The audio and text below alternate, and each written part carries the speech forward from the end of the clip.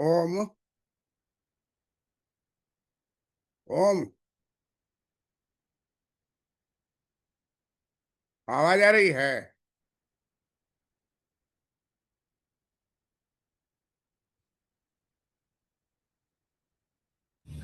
Yes sir. ये Google में derivative का डेफिनेशन बोलो तो देख के। हाँ सर, गूगल में देख रहे हैं। सर, गूगल में दिया है एन अरेंजमेंट और product such as a future option or warrant whose value derives from and is dependent on the value of an underlying asset such as a commodity, currency or security. फिर से बोलो। Hmm.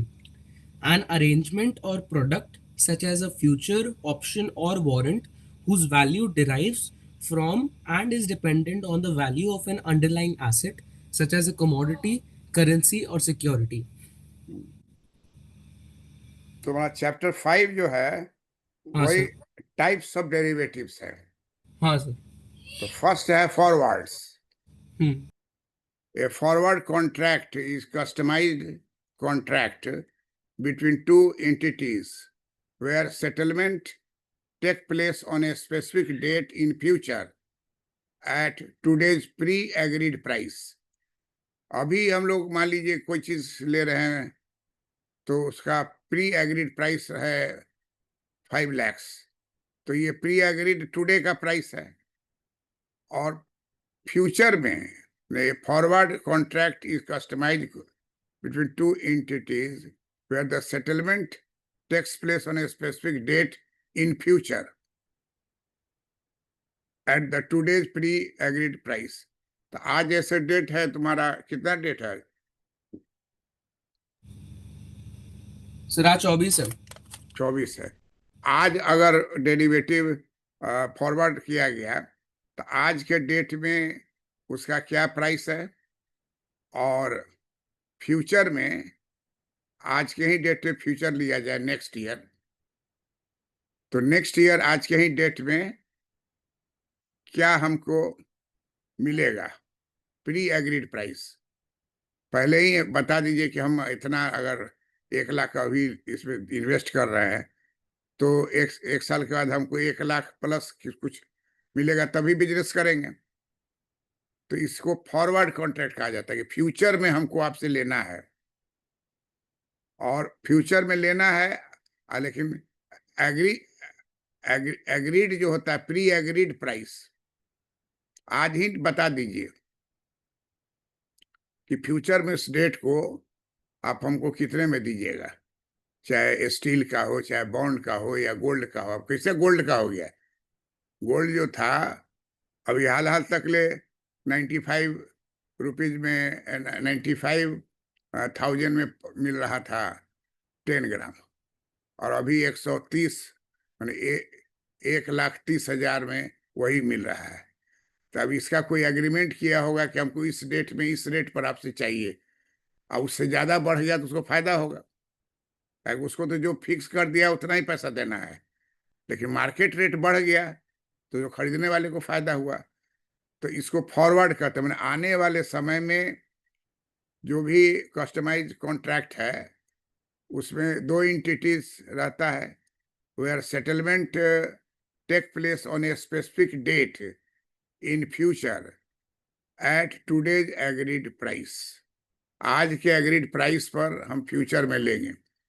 अगर आप fortunate रहे तो जितना में आप कह रहे हैं उतना ही में आपको मिल गया, और अगर दाम बढ़ गया है तो अभी वो माल आपको उसी रेट पर मिलेगा, और खुदा ने खास्ते घट गया तो अभी आपको उसी रेट में लेना है।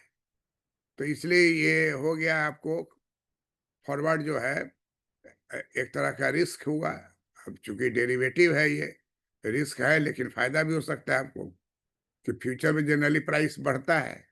लेकिन ऐसा अभी गोल्ड के बारे में कोई सोचा भी नहीं था कि 2-3 महीने में आपको 1 लाख क्रॉस करके 1,30,000 हो जाएगा। तो इस तरीके से अभी बहुत सारा मल्टी स्टोरी बिल्डिंग बन रहा है, 50 तल्ला, 40 तल्ला, 30 तल्ला। पता नहीं कलकत्ता में कितना स्टोरी का बना हुआ है मकान। Sir, 49 and I think highest. 49? हाँ सर, हाईएस्ट मतलब कलकत्ता, पूरे कलकत्ता में आई थिंक जो टॉलेस्ट बिल्डिंग है वो आई थिंक। मैंने वो उसमें 49 स्टेप्स ये है, फ्लैट है 49 अब। नहीं सर, 65 सर, मतलब एक बिल्डिंग है कलकत्ता में जिसका नाम है द 42, तो उसके 65 फ्लोर्स हैं। 65 फ्लोर है? हाँ। हाँ, तब सोचो 65 फ्लोर मामूली हुआ, आकाशे में चला गया एकदम। अब हम्म। रहने वाला को अच्छा लगता है, लेकिन गर्मी में, जाड़ा में, सब समय उसको एयर कंडीशन में रहना होगा। तो हम तो यहाँ 13 कितना था, बॉम्बे में गए थे तो टाटा हाउस है 24th फ्लोर पर, 24th फ्लोर पर, और बिल्डिंग है 25 फ्लोर, और समुद्र के किनारे में। तो गए थे तो देखे कि वहाँ बहुत सारा फ्लोर है उसमें, उसी बिल्डिंग में, आई सबसे ज्यादा rising.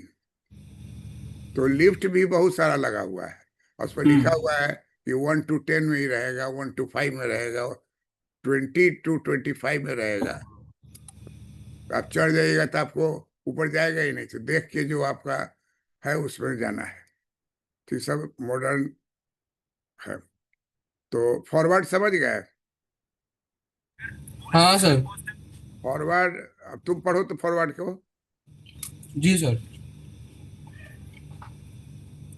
A forward contract is a customized contract between two entities where settlement takes place on a specific date in the future at today's pre-agreed price. अब दूसरा टर्म है futures. A futures contract is agreement between two parties to buy or sell an asset at certain time in future at a certain price। ये भी उसी तरह का है। Futures जो है एक तरह का कॉन्ट्रैक्ट है, जिसमें एग्रीमेंट रहेगा दो पार्टी का, बेचना या खरीदना, बाय और sell an asset at certain time in the future at certain price।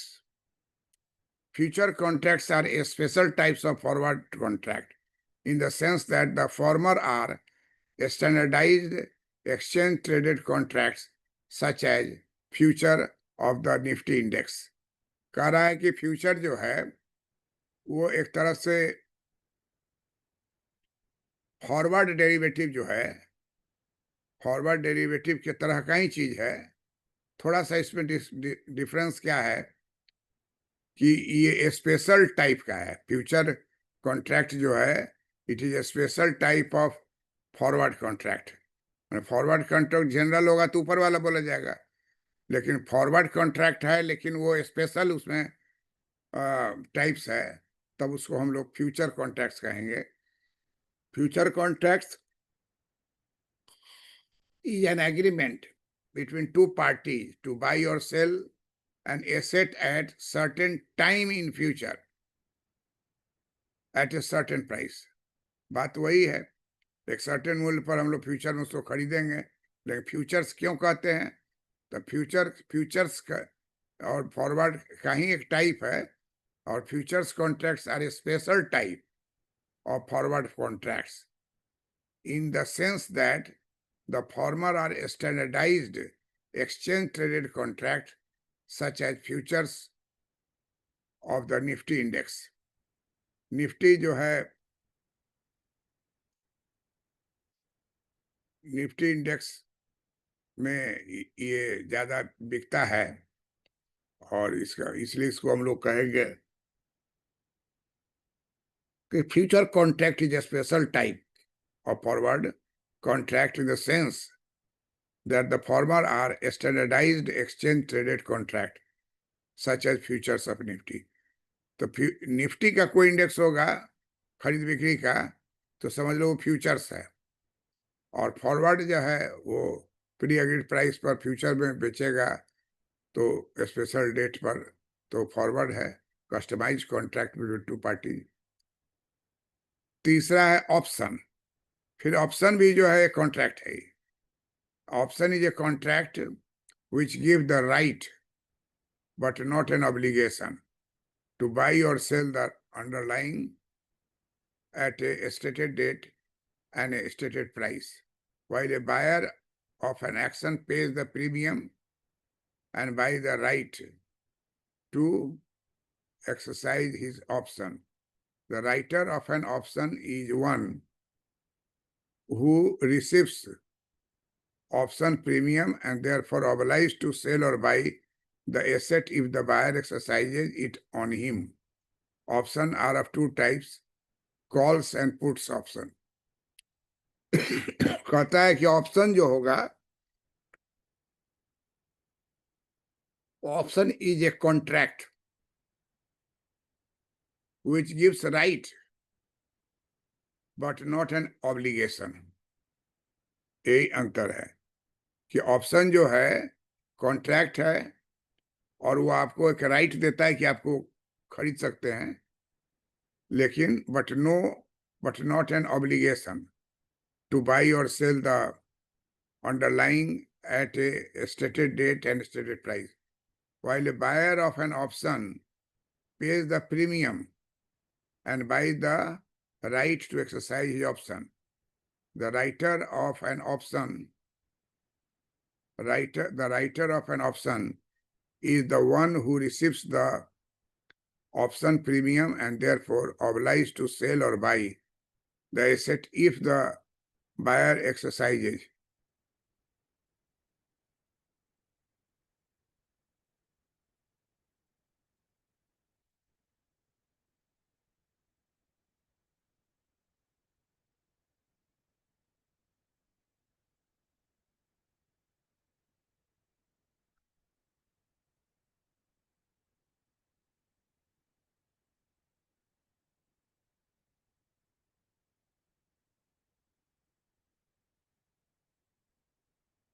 तो ऑप्शन दो तरह का होता है, calls and puts. Calls give the buyer the right but not the obligation to buy a given quantity asset at given price or before the given date. मतलब कि आप book कर दिए हैं और आप खरीदने का राइट है, लेकिन आप खरीद भी सकते हैं, नहीं भी, कोई ऑब्लिगेशन नहीं कि खरीदना ही है. यही अंतर हो गया. ऑप्शन को जरा पढ़ो तो. हाँ सर, पढ़ता हूँ. An option is a contract which gives the right but not an obligation to buy or sell the underlying at a stated date and a stated price. While a buyer of an option pays the premium and buys the right to exercise his option, the writer of an option is the one who receives the option premium and therefore is obliged to sell or buy the asset if the buyer exercises it on him. Options are of two types, calls and puts options. Calls give the buyers the right but not an obligation to buy a given quantity for the underlying asset at a given price on or before a given further date. Puts give the buyer the right but not the obligation to sell a given quantity of underlying asset at a given price on or before a given future date.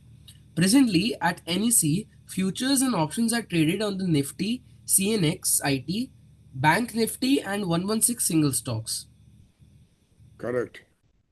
तो ये इसका क्या अर्थ हुआ?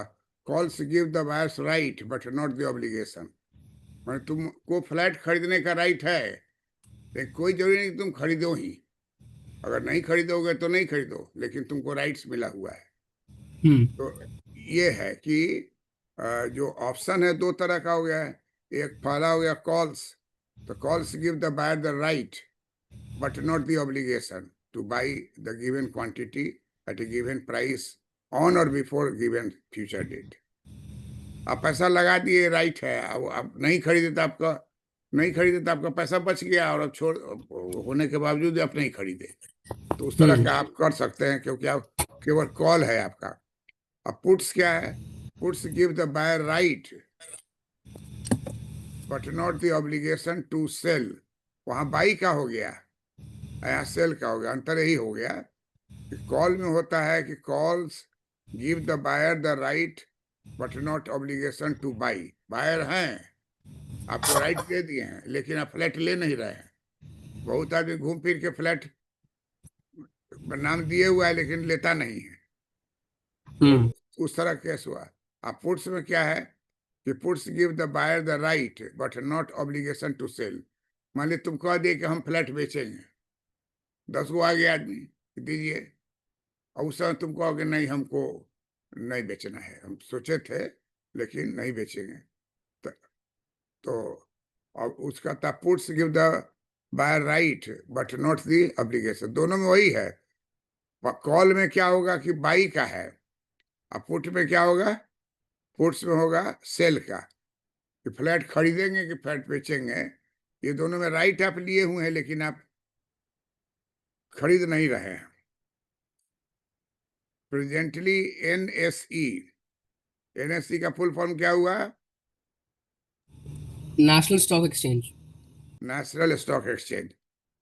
तो national stock exchange का futures है, इसका options है। इसको कौन बेचता है? तो पहला निफ्टी बेचता है, सीएनएक्स बेचता है, IT, CNX IT, bank Nifty and 116 single stocks.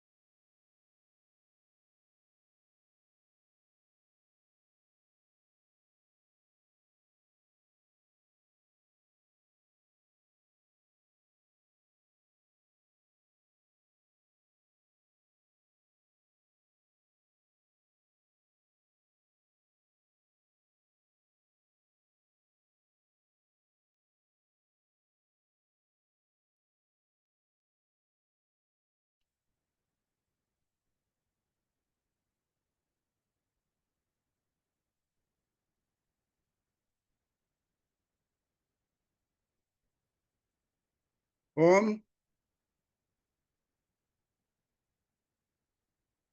इसको पढ़ो तो जरा यस। सा, हाँ सर, पढ़ता हूँ। कॉल और पुट को पढ़ो। Calls give the buyer the right but not the obligation to buy a given quantity of the underlying asset at a given price on or before a given future date. Puts give the buyer the right but not the obligation to sell a given quantity of underlying asset at a given price on or before a given future date. और अभी presently NSE futures and options are traded by whom? Sir, NSE futures and options are can be traded on Nifty, Bank Nifty, 116 single stocks, and CNXIT. Correct. अब next term है warrants. Options generally have lives of up to 1 year. Life जो है इसका option का रहता है 1 year. The majority of the options traded on exchange have maximum maturity of 9 months. Longer dated options are called warrants and are generally traded over the counter. Warrants जो होता है वो लॉन्गर डेटेड ऑप्शन होता है। वैसे normally जो है option generally have life of 1 year, लेकिन majority of the option traded जो होता है exchange have maximum maturity of 9 month. 12 महीना नहीं, लेके 9वें महीना में काम तमाम लेन देन हो जाएगा। तो अगर longer the date option are called, longer date वाला जो रहता है ऑप्शन उसको वारंट्स कहते हैं and are generally traded over the counter. ये काउंटर पर आप ले सकते हैं इसको। वारंट्स को पढ़ो तो।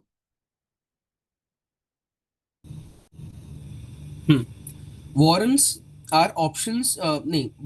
Options generally have lines of up to 1 year. The majority of options traded on exchanges have maximum maturity of 9 months. Longer dated options are called warrants and are generally traded over the counter. Okay, what is an option premium? At the time of buying an option contract, the buyer has to pay premium. Option contract को अगर तुम खरीद रहे हो तो buyer को कुछ पे करना पड़ेगा और उसको कहा जाएगा प्रीमियम.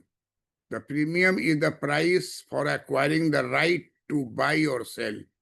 प्रीमियम का मतलब क्या हुआ कि आपने इतना पैसा दे दिया है कि अब आप उसको एक्वायर करना, राइट है, बेचना, खरीदना, ये आपके पावर में हो जाएगा. तो what is an option premium? तो इसका आंसर होगा at the time of buying an option contract, the buyer has to pay premium. The premium is the price for acquiring the right to buy or sell. This is price paid by the option buyers to the option sellers for acquiring the right to buy or sell. Option premiums are always paid upfront. मैंने इसको पहले ही पे कर देता है amount. Buyer seller को, seller buyer को एक खास अमाउंट पे करता है. Buying an option contract, buyer has to pay premium. The premium is the price for acquiring the right to buy और सेल. प्रीमियम का मतलब हो गया कि आपको एक पावर दे दिया गया और वो प्रीमियम इज द प्राइस. ये प्राइस हो गया, इस पर आपको एक्वायर करना है राइट टू बाई और sell. It is price paid by the option buyer to the option seller. दोनों में बायर सेलर में ऑप्शन लगेगा तो it is price paid by the option buyer to the option seller for acquiring the right to buy और sell. उस share को खरीदने बेचने का राइट आपको दिया जाएगा. और option premiums are always paid up front. पढ़ो तो इसको. हाँ sir. What is an option premium? At the time of buying an option contract, the buyer has to pay a premium. The premium is the price for acquiring the right to buy or sell. It is the price paid by the option buyer to the option seller for acquiring the right to buy or sell. Option premiums are always paid upfront. Next है what is commodity exchange. A commodity exchange is an association or a company of any other body, corporate, organizing futures trading in commodity. In a wider sense, it is taken to include any organized market place where trade is routed through one mechanism, allowing effective competition among the buyers and sellers, among the sellers. This would include auction type exchange, but not wholesale but not wholesale market, where trade is localized, but effectively take place through many non-related individual transactions between different permutations of buyers and sellers.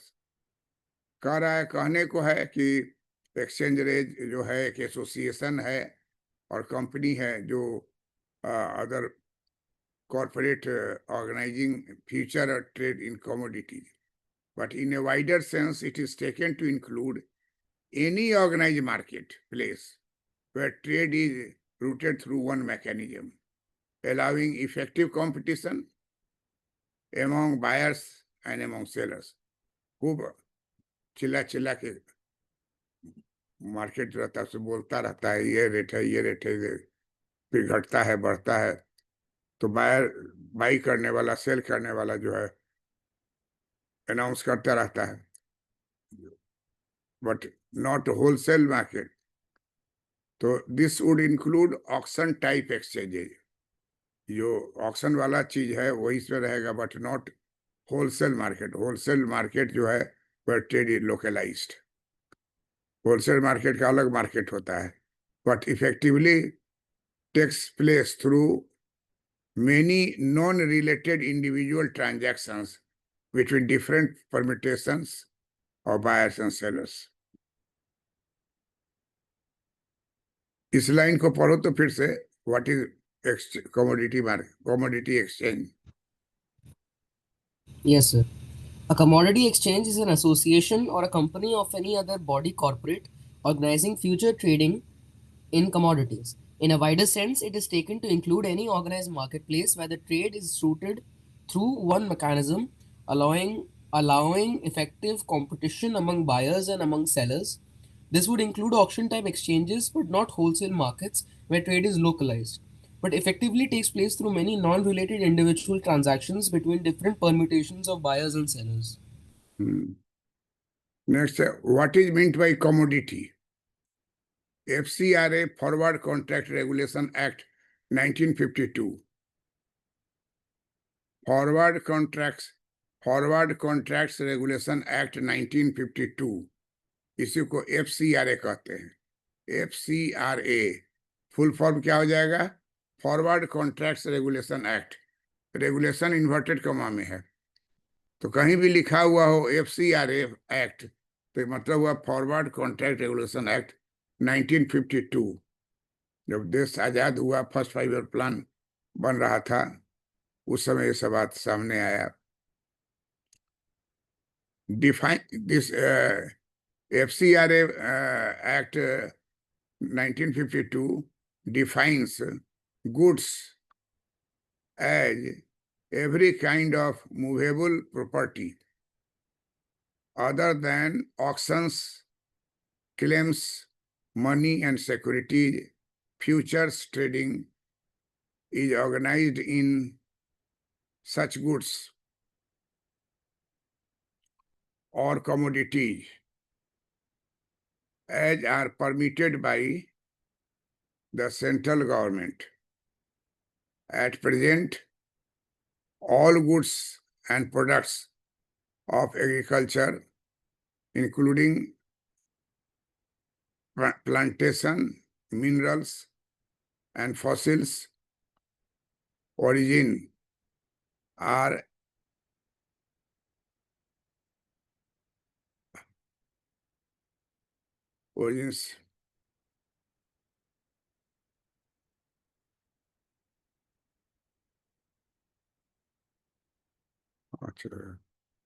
future.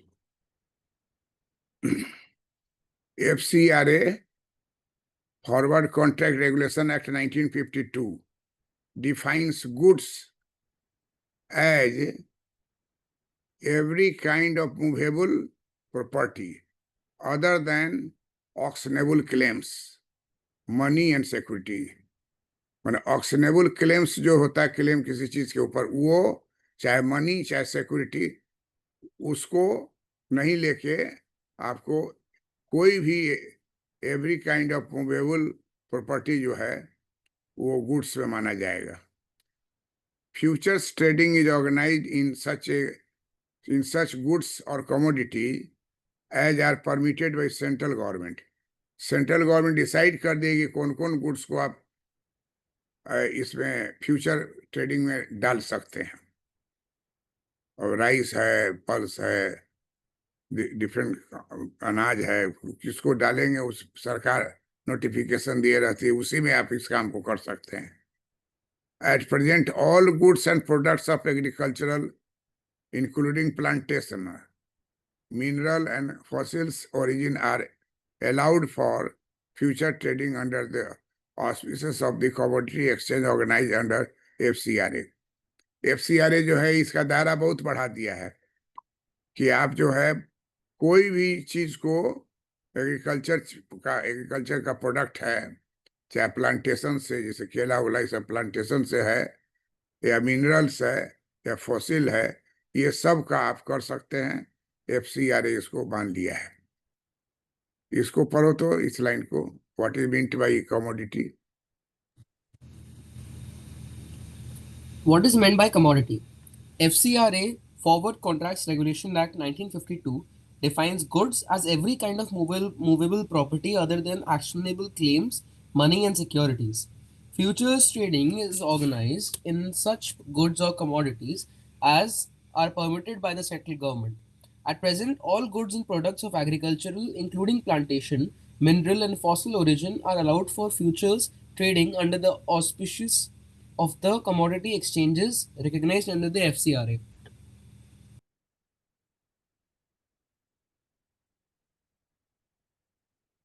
उसके बाद है what is commodity derivative market. ऊपर वाला तो गया क्या commodity है कानून के मुताबिक, 1952 का कानून जो है कह रहा है future trading is organized such goods and commodities that are permitted by central government. जो भी इसमें गुड्स होगा वो सेंट्रल गवर्नमेंट के लिस्ट में होगा। What is commodity derivative market, तो कह रहा है commodity derivative market trade contracts for which the underlying assets is commodity. Commodity derivative market जो है वो एक कॉन्ट्रैक्ट्स है, मार्केट कॉन्ट्रैक्ट्स है, मार्केट ट्रेड कॉन्ट्रैक्ट्स है for which the underlying asset is commodity. उस कमोडिटी को बेचने का काम किया जाता है। It can be an agricultural commodity like wheat, soybean,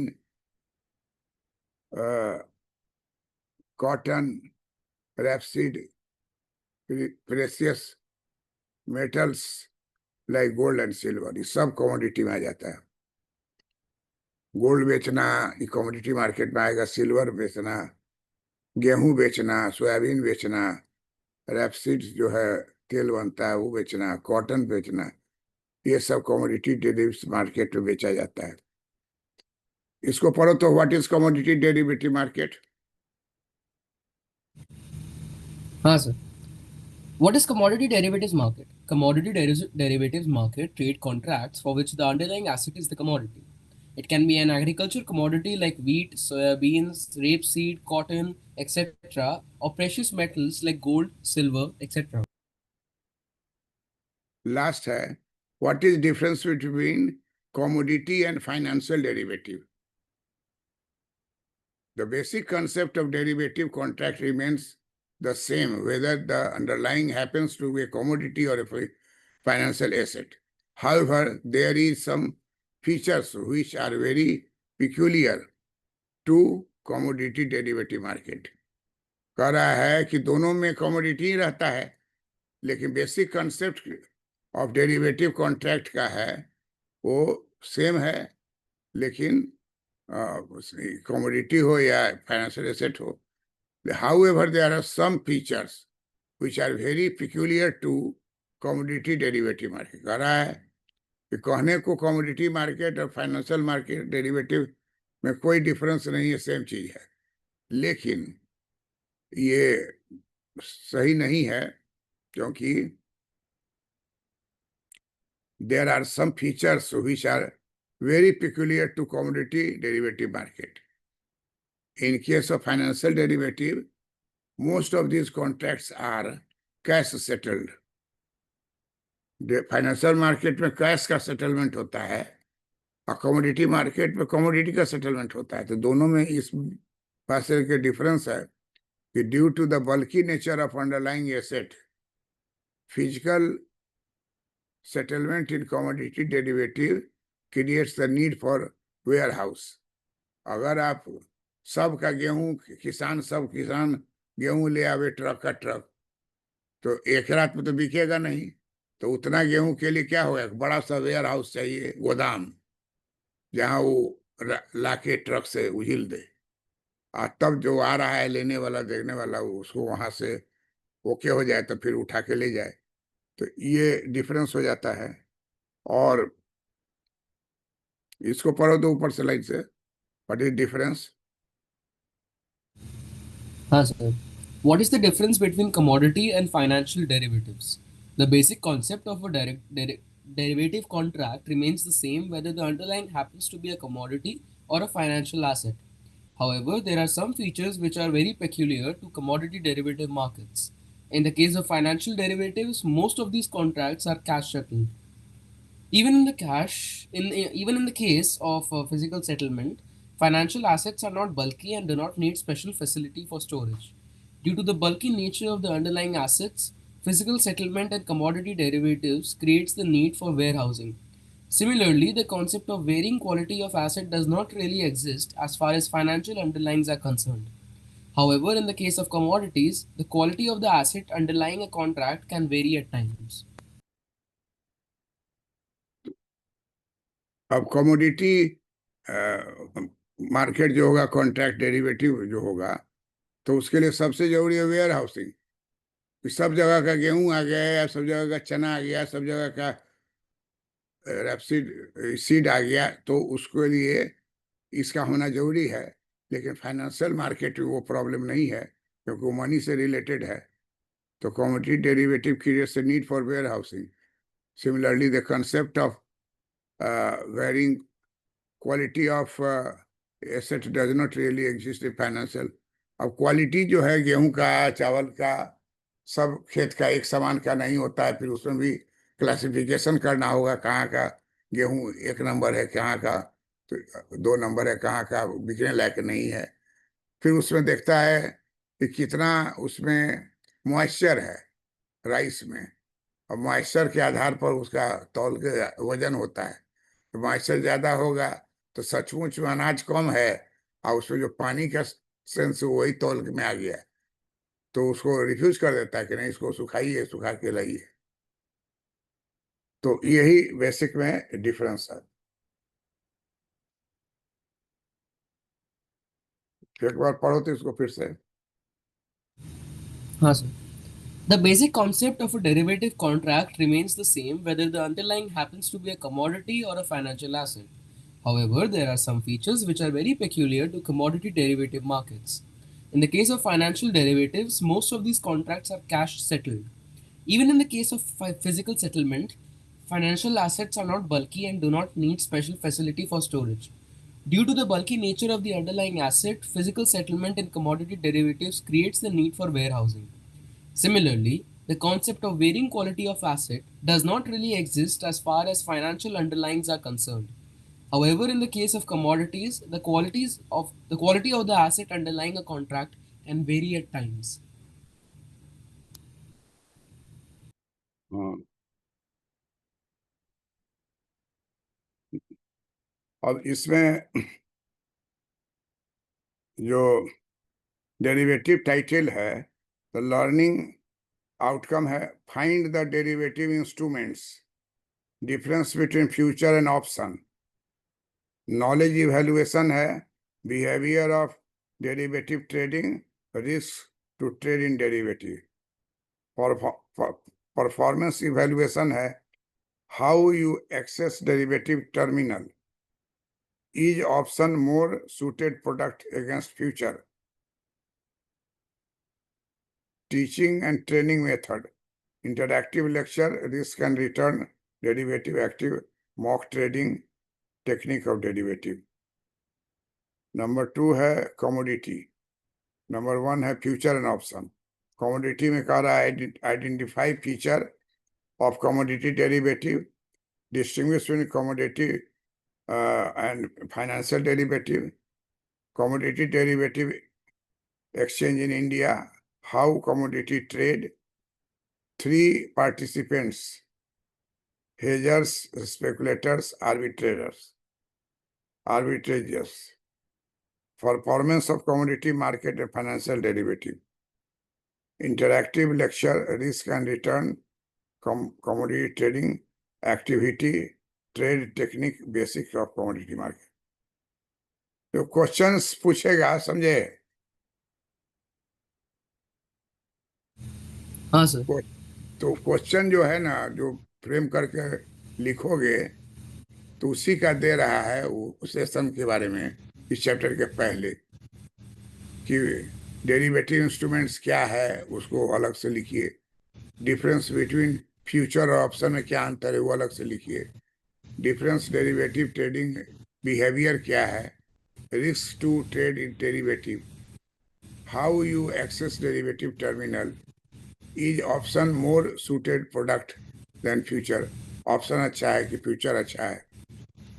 ये फ्यूचर ऑप्शन मार्केट के लिए है, और कमोडिटी मार्केट के लिए कह रहा है कि identify the feature of commodity derivative, distinguish between commodity और फाइनेंशियल डेरिवेटिव। कमोडिटी वाला में तो है कि वेयर हाउसिंग रखना पड़ेगा ना, लेकिन फाइनेंशियल वाले में तो रुपया पैसे का है, तो दोनों में इसी का अंतर डिस्टिंक्शन हो जाता है, डिस्टिंग्विश बिटवीन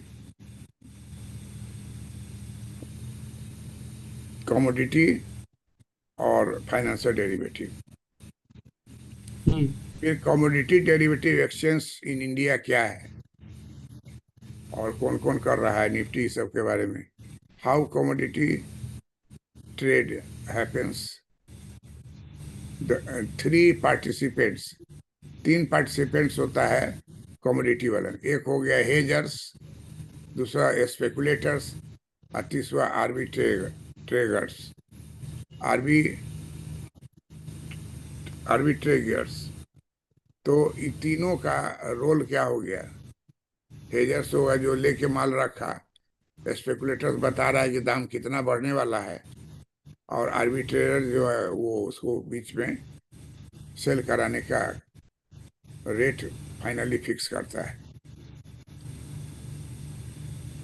तो हम्म इसको चैप्टर 5 का जो है ना हाँ सर। क्वेश्चन जो बताए उसको पढ़ करके लिखोगे। ठीक है सर। कल तुम्हारा क्या पोजीशन है? सर कल 12 बजे करना सुबह कर सकते हैं। हाँ ठीक है, तो 12 बजे कल। अभी चैप्टर 5 किए हैं, ठीक है। कल चैप्टर हाँ 6 सर। करेंगे, डिपॉजिट। हम्म ठीक है, good night. Good night sir. हाँ, ओके।